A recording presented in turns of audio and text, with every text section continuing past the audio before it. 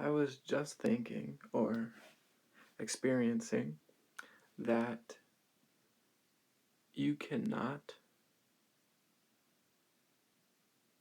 you only ever experience your own experience. It's not a new idea. Like, a lot of people talk about this.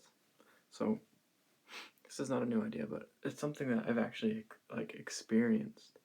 You only, and I'm realizing more, is you only ever experience your own experience. You're only ever aware of your own experience, and you have the illusion of connection with other people. And not in a bad way, like you can't enjoy other people, but you sort of have an illusion of connection with other people, and this illusion is perpetuated by like societal rules.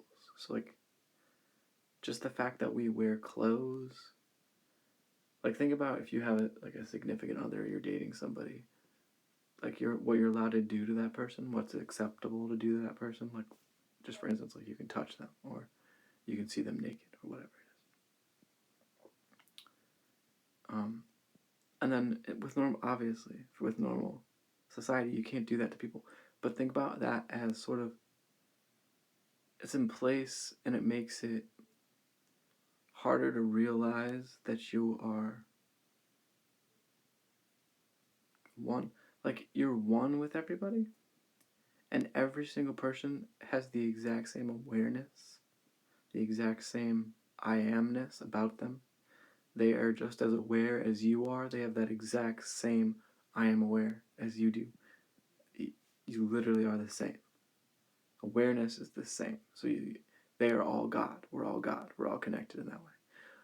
But we're also completely isolated at the same time. So it's a paradox, which is the universe. We're completely isolated.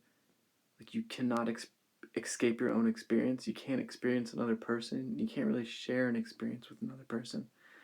And evidence of this is on the physical level. Is like you're looking into somebody's eyes, and like that's one of the most intimate things you can do with somebody is like look into their eyes, right? I mean, other than like sex. But you look into their eyes and you're staring into their eyes, and especially like if you're getting really close, all you can see in the pupil of the eye is a reflection of yourself. You get like, so that's like as close as you can really get to somebody. You see right here, and you're looking in their eye, and all you can see is a reflection of your own face, literally. And so, like, it's an example or a symbol, of this oneness with everything. Everything is one. But also at the same time, this, like, isolation that you are isolated and you're the only one aware of your experience. And, like, literally, if you could drop into somebody else's experience, like, let's say you could switch bodies, like in a movie, your awareness could go into their awareness, and you were aware of everything that they were, it would look completely different. Like, and like we all know this concept from when we were little. Like, where do you see the same color like green as I see, or do you see the same color red as I see? Do we see the same things when we look up?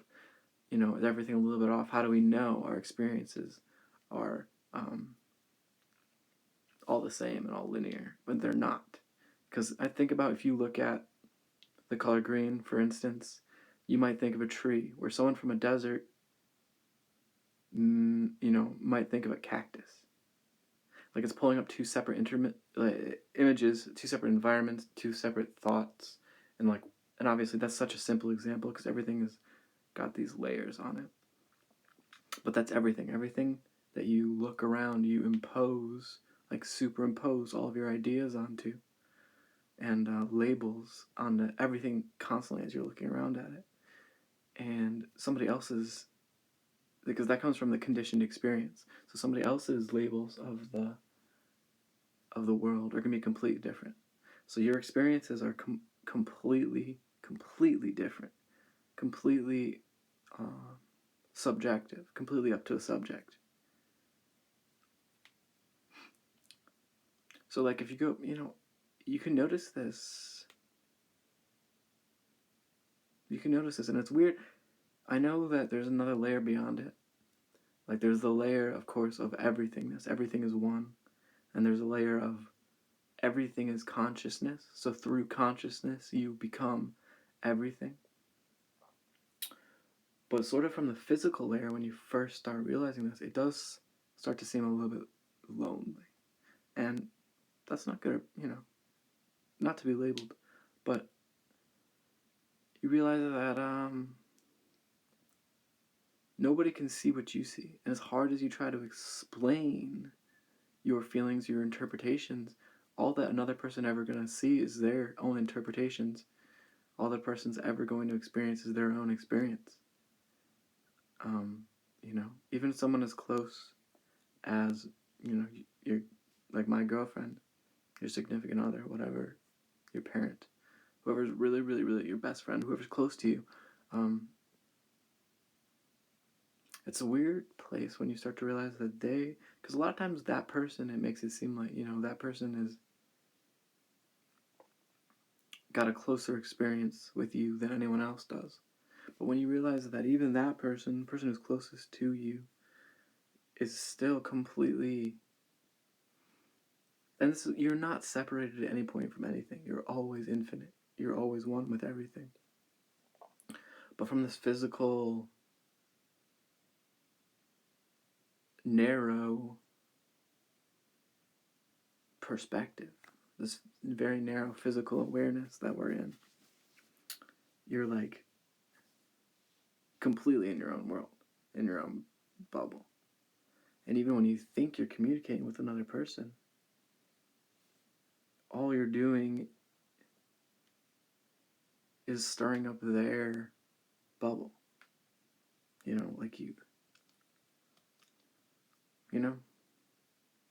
And we have lots of similarities, which is how we're able to interact with each other in the first place. But, yeah.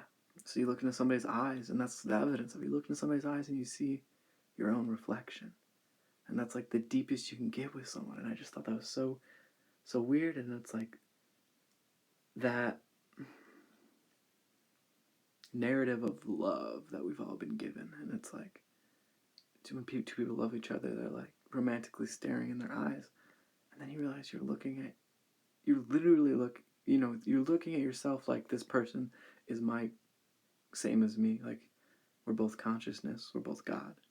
So you're literally looking at yourself in that way. But then you're literally looking at another reflection of yourself in their eyes. That's weird. I don't know about this. It's not weird. It's the nature of reality, But it feels like lonely would be the first thing that comes up. But I know from other people talking about it, and I know that's just not true. And it doesn't have to feel, first of all, it doesn't have to feel bad to feel lonely. That's just another label of lonely. What is lonely? You've always been completely alone. There's only one being. So everything you've ever known as something other than yourself was actually the original distortion. And then also, what did I touch on earlier? Oh, I liked,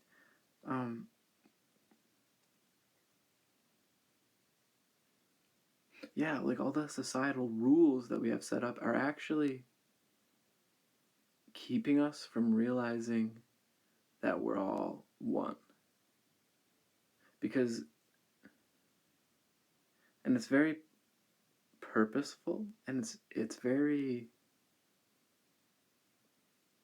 gamey.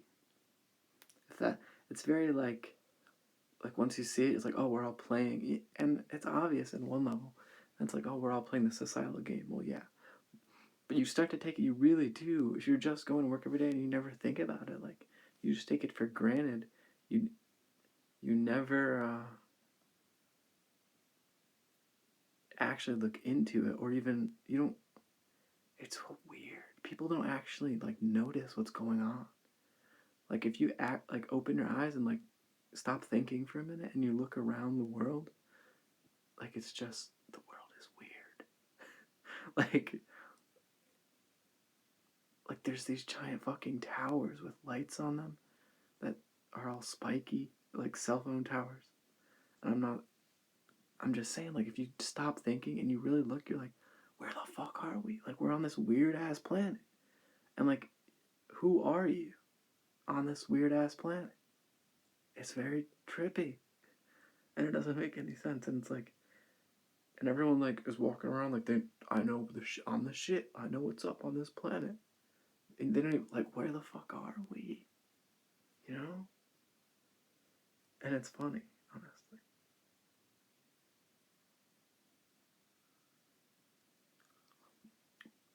But yeah, so like all the rules that we have are keeping us from realizing we're one. And it's so funny that we play this game. And obviously and it becomes obvious that we came here purposefully and we incarnated here. And this is actually an exciting, like, as boring and drab as like the human experience may seem sometimes, this is actually like a super exciting forefront of creation. Because of our level of distortion from the true nature of things. And I've heard some people say this before, and I definitely agree that this is one of the few places in the universe, and of course everything's infinite, but I think somebody said this is a very desired place in the universe to incarnate to. Like, it's exciting for a lot of people, and that's why there's a lot of us here, obviously. But just because we have so many games being played, we have so many like false ideas and so much forgetfulness and so much distortion from what is really true, what is really reality, what the ultimate truths. Not a lot of other places have distortions. Like, you think about it, especially where we are, like America, the current time that we're in, the current reality that we are shifted into. Like, we're the only fucking. We're not the only people, but like, think about like Eastern countries and like India, especially India. So there's so many people in India, like compared to the United States. Way more people in India. And a lot of these people know about reincarnation and they know that you can't die. And so, like, our specific place, if you're from America, our specific place where we are right now, where it's such a finite portion of infinity. Because most of infinity is, I mean, everything's a distortion, but man, we have really distorted it. Like, and that's awesome, actually. And I'm sure there's other places with crazy distortions, but I mean, we really enjoy it too. Like, the thing about eye contact, for example, like, why don't you ever you go out into the store or something and eye contact is like this, almost like an aggressive thing. Like, you're not supposed to look at somebody in their eyes or else you're challenging them in some way. And there's this weird, like, eye game that you play with people and, or don't play with people. But if you are looking at somebody for too long, they're either going to look away or they're going to be like, yo, what's up? You know? Like, what you looking at? And so that is this distortion of not realizing our true selves. Because if we all just looked at each other all the time, like, we would quickly realize that we're all one. Like, and that goes for all of the distortions that we, like, put over everything. And they're all these little fun games. Like, these little mini games within our mini game reality to help us forget the truth of the universe because we're, like, scared of the truth of, like, this loneliness. And it's everything you ever knew, but I think the initial feeling of it, the initial realization of it is like, oh, the mind likes to go, oh, this is lonely. And so that's what keeps us from realizing it a lot of times, or keeps us from sitting with it, keeps us from sitting in silence. Because we don't, the truth is,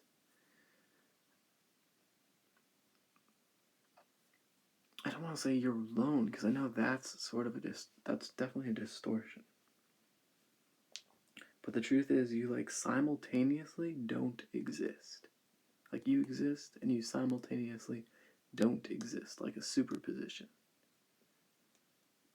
And you can sort of tap into that non-existence. You bring yourself to being aware, and then don't label the being aware.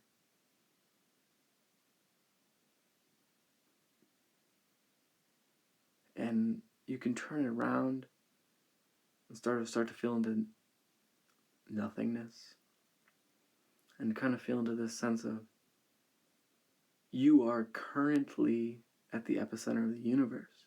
The now is all there is.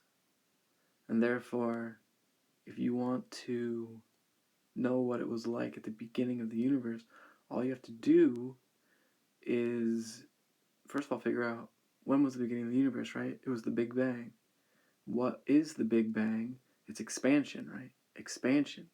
And what are we doing right now? We're part of it. We're expanding. Each of us is uniquely fulfilling a new part of infinity.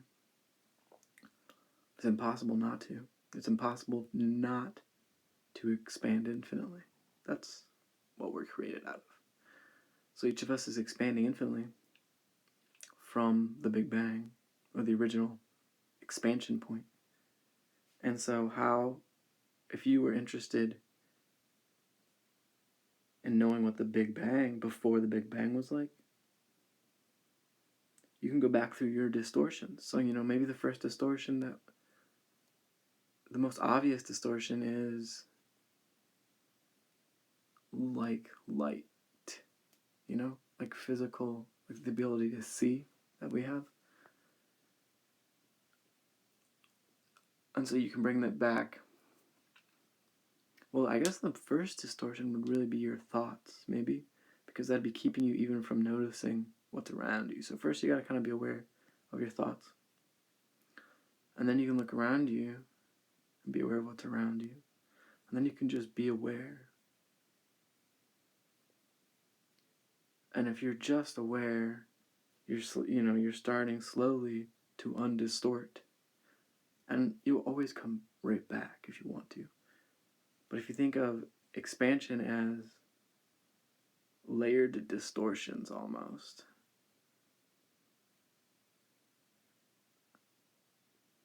I think in the law of one, they refer to it as distortions. And the first distortion is, I'd have to check. It's either light, love, free will, and something else are some of the first distortions. But if you take it back to this place of you stop thinking, you're just aware, and then you kind of like turn around. I've heard it like you're aware, and then you turn around. Like, what's aware, almost, and what's aware.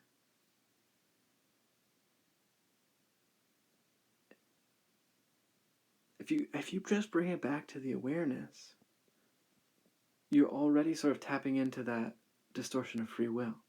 Because at the point of awareness, you can't really choose whether or not you're aware. Like, you're always aware. But if you rest with awareness, and then you rest behind the awareness, it sort of starts to be like, free will is a distortion. You're like, oh, I'm just here now, right? But not even that. I have to do more like meditation, I think, to to really understand it. But what I'm getting at is that definitely you can start to feel into some of the first distortions. And at that point, you're bringing it back. You're getting close to accessing before the Big Bang, as scientists would term it. Because literally what you're witnessing around you is the expansion of creation, is the Big Bang. That's what you're witnessing around you. And if there's no such thing as time, all there is now, then the Big Bang is accessible right now, and you can sort of get this like this zoom almost. Like all of a sudden you bring it to awareness. And if you view awareness as the start of the universe, because awareness is sort of that first distortion, right? And so you're literally jumping in an instant without traveling, which is very similar to the speed of light. It doesn't actually have a speed.